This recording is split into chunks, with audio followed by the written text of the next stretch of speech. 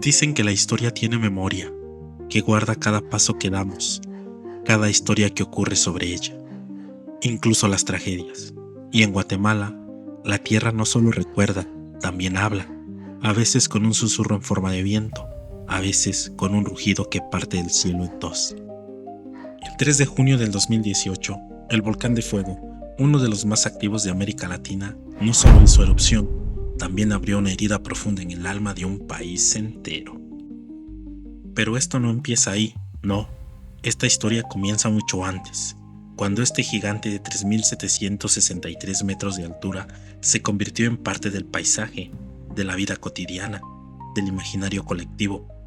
Pero para muchos era solo eso, un fondo lejano, un horizonte al que uno se acostumbra, un vecino que a veces gruñe, pero al que ya no se le tiene miedo, porque nunca ha hecho más que eso, rugir. Desde hace siglos, el volcán de fuego ha sido un símbolo de respeto, sí, de belleza natural también, pero sobre todo de resiliencia. Las comunidades que viven en sus faldas, como San Miguel de los Lotes, El Rodeo o Escuintla, han crecido sabiendo que el volcán puede despertar en cualquier momento, pero también han aprendido a vivir con eso, con los simulacros, con las pequeñas erupciones, con las evacuaciones que casi siempre terminan siendo falsas alarmas. Ese domingo parecía uno más. Las familias cocinaban, los niños jugaban y algunos incluso asistían a misa. Pero a las 11:30 de la mañana, el volcán comenzó a emitir una columna de ceniza que alcanzó los 10 kilómetros de altura. A esa hora, nadie imaginaba lo que vendría después. Porque una cosa es una erupción y otra muy distinta es un flujo piroplástico. Una mezcla letal de gases ardientes, rocas y cenizas que pueden moverse a más de 700 kilómetros por hora, arrasando todo a su paso.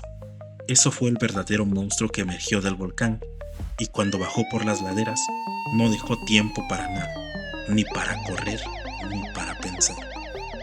Y mientras todo ardía, mientras el cielo se cubría de gris, lo más trágico fue que muchos no sabían que esa nube que se estaba acercando no era solo humo, era muerte disfrazada de neblina. Las tragedias naturales no son solo estadísticas, no son solo titulares, son nombres, son personas, son abrazos que no volvieron, voces que se apagaron sin despedida. Cuando el flujo piroplástico descendió por las laderas del volcán de fuego, lo hizo con una violencia tan repentina que no hubo margen para evacuar. En cuestión de minutos, comunidades como San Miguel Los Lotes quedaron enterradas bajo metros de ceniza, lodo incandescente y rocas. Casas enteras desaparecieron, calles que un día tuvieron risas se convirtieron en polvo. Aquel domingo, la cifra oficial hablaba de más de 190 muertos, pero los cuerpos recuperados solo eran una fracción. Muchos quedaron sepultados irreconocibles y otros simplemente no fueron encontrados. Se hablaba de cientos de desaparecidos, personas que, hasta el día de hoy, sus familiares siguen esperando. ¿Y qué es la muerte? No siempre llega con un disparo, con una enfermedad o con la vejez. A veces llega disfrazada de rutina. A veces llega cuando estás almorzando o cuando estás ayudando a tu abuela a tender la cama. A veces llega sin aviso, sin poesía, sin justicia. Lo que más duele no es la lava, es la incertidumbre, es no saber si alguien logró escapar, es escuchar el celular sonar entre los escombros y no poder contestarlo, es ver a madres escarbando con las manos desnudas como si pudieran con sus uñas rescatar un corazón, y muchas veces lo hacían, no por esperanza, sino porque el amor no entiende límites. La ayuda llegó, pero tarde. La Coordinadora Nacional para la Reducción de Desastres había recibido alertas del Instituto de Vulcanología desde horas antes, pero no hubo evacuación oportuna, no hubo una alerta nacional efectiva, y esa omisión, esa cadena de negligencias, convirtió una tragedia natural en una tragedia humana. Guatemala lloró, pero no solo por los muertos, Lloró por la rabia de saber que muchos de ellos pudieron haber sobrevivido. Porque cuando un país entero tiene que enterrar a sus hijos con palas prestadas, cuando la tierra se traga historias antes de que puedan ser contadas, es imposible no preguntarse cuánto dolor podría haberse evitado. Cuando el humo se disipó y el rugido del volcán se convirtió en eco, lo que quedó fue el silencio, uno espeso, incómodo, uno que dolía más que el fuego mismo, porque ahí, entre los escombros, había historias interrumpidas, proyectos que jamás se terminaron, cenas que nunca llegaron a servirse. Los sobrevivientes no solo perdieron todo, también quedaron desorientados, sin casa, sin familia, sin futuro claro. Algunos caminaban entre las cenizas buscando a sus seres queridos con la esperanza absurda, pero humana, de encontrarlos con vida. Otros simplemente se sentaban frente a donde alguna vez estuvo su hogar, como si el alma necesitara quedarse allí, aunque el cuerpo quisiera huir. Pero incluso en medio del caos, algo resistía, la dignidad. Esa fuerza inexplicable que te hace seguir caminando aun cuando ya no hay destino claro. En los albergues improvisados surgieron comunidades dentro del dolor, gente compartiendo lo poco que tenía, ayudándose unos a otros sin pedir nada a cambio.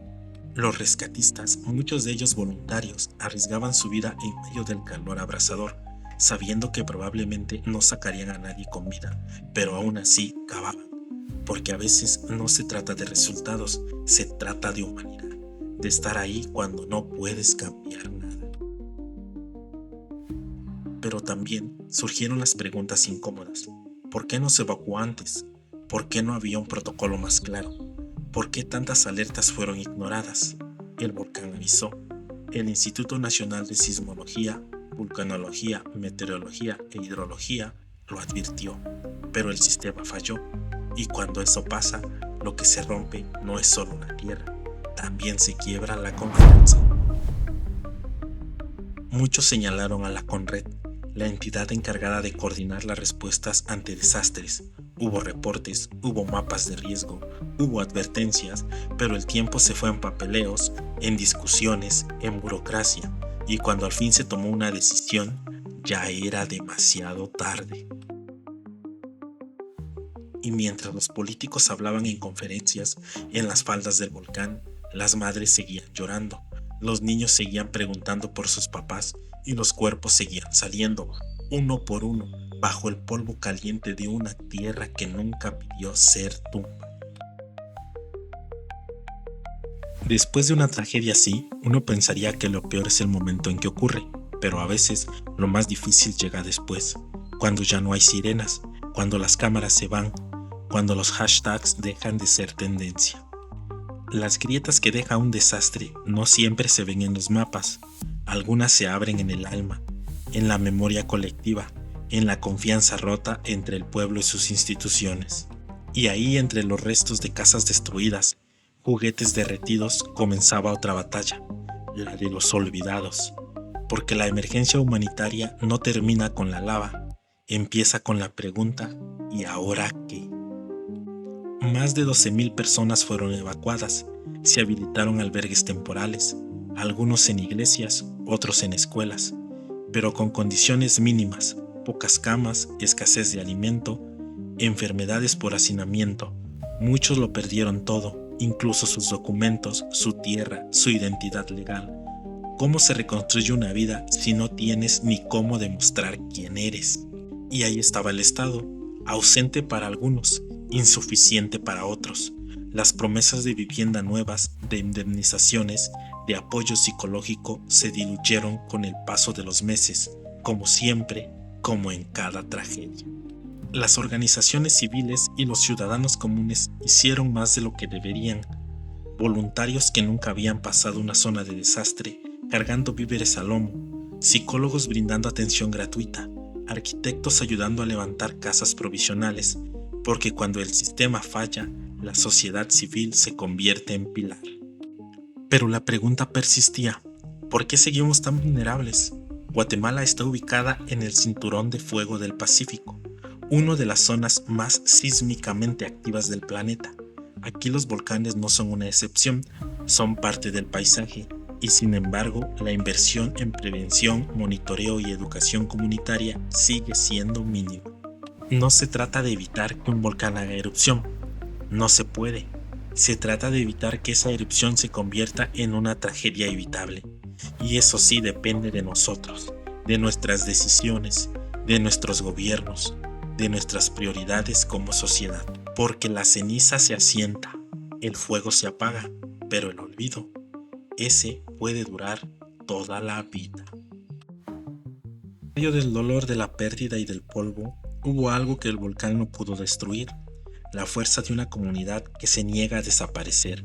Porque sí, el fuego se llevó casas, escuelas, familias, pero no se llevó la memoria, no se llevó la solidaridad, no se llevó el amor. Pasaron los días y los sobrevivientes comenzaban a reconstruir no solo lo material, sino lo invisible. Esa red de afectos que, aunque rota, se volvía más fuerte. Gente que no se conocía compartiendo el mismo plato de comida, niños dibujando con tizas prestadas en los muros de los albergues, ancianos contando historias para mantener viva la identidad del pueblo que se niega a ser definido por una catástrofe. Ahí, entre la ceniza, nacía una resistencia que no salía en las noticias, porque las cámaras se enfocan en la destrucción, pero pocas veces en la reconstrucción, desde lo íntimo, desde lo emocional, desde lo humano. Se organizaron brigadas comunitarias. Mujeres que antes vendían tortillas comenzaron a cocinar para cientos. Jóvenes que nunca se habían metido en política ahora exigían justicia. La tragedia fue también un despertar, porque cuando lo pierdes todo, te das cuenta de lo que realmente importa y también de lo que ya no estás dispuesto a tolerar. El volcán mostró muchas cosas: la fuerza de la naturaleza, la fragilidad de nuestras estructuras, pero también reveló el valor de quienes han sido ignorados toda su vida: campesinos, albañiles, comerciantes, madres solteras, niños sin escuela, personas que rara vez aparecen en los discursos oficiales, pero que fueron y son los verdaderos héroes de esta historia. Uno de ellos, Don Víctor, perdió a su esposa y 2 hijos, y aún así, cada mañana salía con una pala a buscar entre los escombros, no solo restos, sino símbolos: una muñeca, un zapato, una medalla, cualquier cosa que le permitiera recordar que su familia existió, que su historia no quedaría enterrada para siempre. Y es que eso es lo que buscamos todos: que alguien escuche, que alguien recuerde, que alguien diga: esto pasó y no debe volver a pasar.